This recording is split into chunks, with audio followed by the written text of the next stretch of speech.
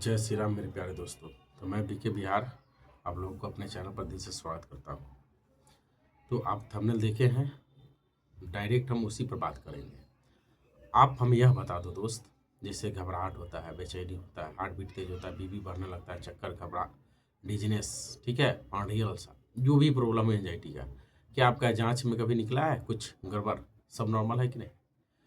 अब यहाँ सवाल यह होता है भाई, देखो हम लोग के भाई शुरू से माइंड सेट है। अगर आपको कोई आदमी 100 बार है ना, मतलब 100 बार, मान लीजिए कि आप 100 मतलब 100 बार आपको कोई हेल्प किया, ठीक है।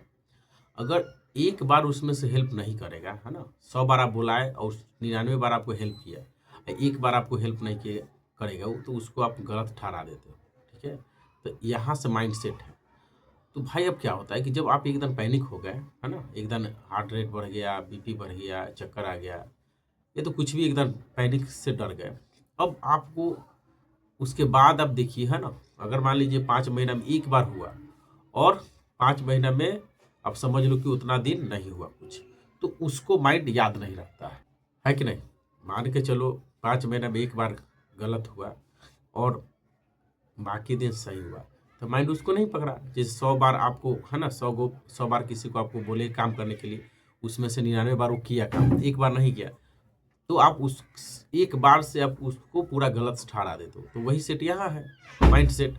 लेकिन अब यहाँ समझने वाली बात यह है भाई कि अब हम लोग तो फंस गए, मतलब आप अभी फंसे हुए हो, तो अब इसको कैसे ठीक करना? विचार तो चलेगा, निगेटिव विचार आएगा, ये सब होगा ही, क्योंकि पैटर्न बना है। आप 21 दिन कुत्ते को भोजन दिए हो तो 22वां दिन आएगा, आप भोजन डालना बंद करिएगा तो पैटर्न आना बंद हो जाएगा, सिम्टम आना बंद हो जाएगा। अब देखो होता है एक्चुअल में क्या है, तो अब यहाँ साक्षी भाव आपको पैदा करना है, और एक सांस वाला, मात्र 2 काम ही करना है, और एक कॉन्फिडेंट तीसरा। आप हमको यह बताओ, क्या शेर जंगल का राजा है? तो किस वजह से वो राजा है?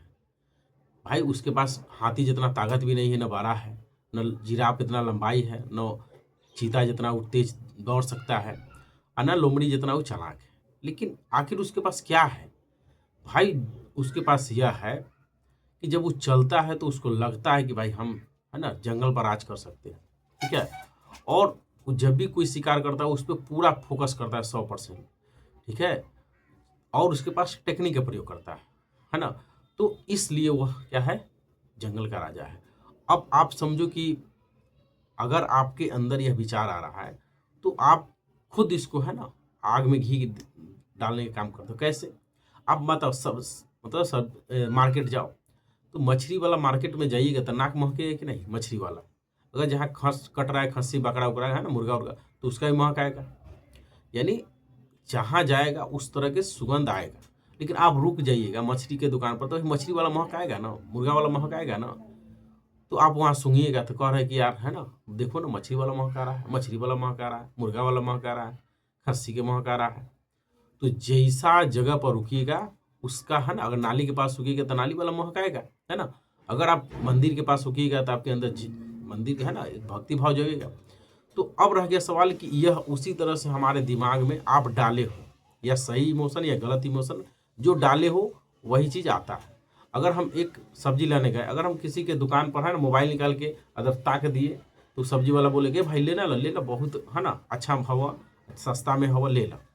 और कपड़ा दुकान पर कहेंगे टी शर्ट दिखाए तो 4 गो दिखाए।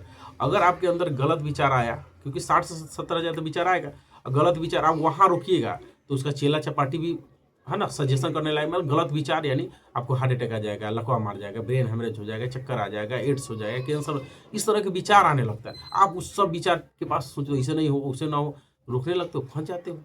तो क्या करना है ना, तो यही करना है दोस्त। जंगल में शेर रहता है ना, खतरनाक जानवर। एक मतलब ये नहीं है कि उसमें बाकी जानवर नहीं सर्वाइव कर रहा है। आप अपना, है ना, जो भी काम करो कॉन्फिडेंस से, और छोटा छोटा, है ना, चिन्नी चोट टाइप के, यह सब दुख दन आएगा, उसको शेर के जिगरा रखो, उसको देखना सीखो, और नाक से लेके पेट तक सांस लेना सीखो। जब भी पैनिक हो, घबराहट, बेचैनी हो, 1-2 बार, है ना, 4-5 बार मुंह पर पानी मार लो और नाक से पेट तक सांस लो। ये पैरासिम्पैथेटिक नर्वस सिस्टम को एक्टिव कर देता है और आप रिलैक्स हो जाइएगा, ठीक है। तो धीरे धीरे नाक डीप ब्रीथिंग कर सकते हो जब भी होगा।